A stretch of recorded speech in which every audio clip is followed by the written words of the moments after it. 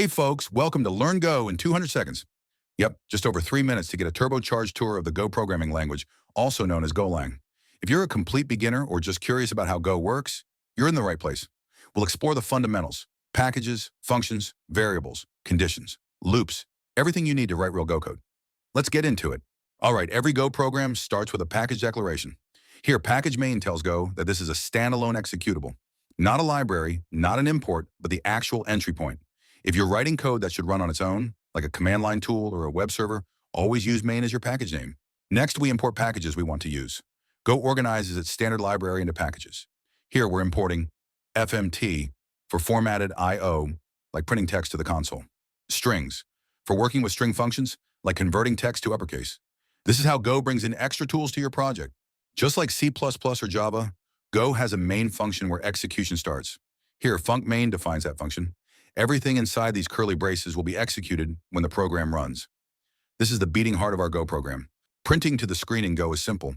We use fmt.Println from the fmt package. It prints the text and adds a new line automatically at the end. So this line will output, "You are an adult." In Go, we can declare and initialize variables using : known as short variable declaration. Age is an integer, pi is a float name, is a string is fun, is a Boolean.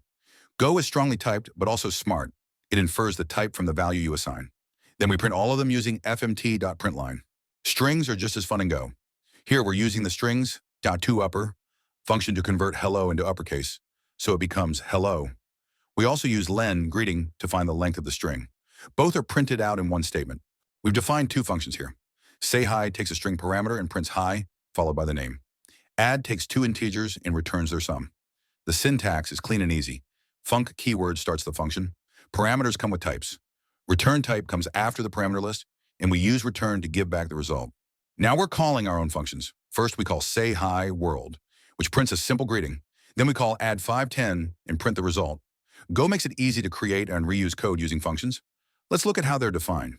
Go handles conditions using a clean and simple if-else block. Here we check if age is greater than 18. If true, we print you are an adult. Otherwise, we print you are a minor. Notice, no parentheses around the condition. That's just how Go rolls. Go doesn't have a separate while or do while. Everything is done using for.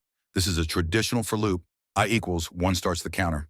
I less than or equal to 3 is the condition. I plus plus increments it after every iteration.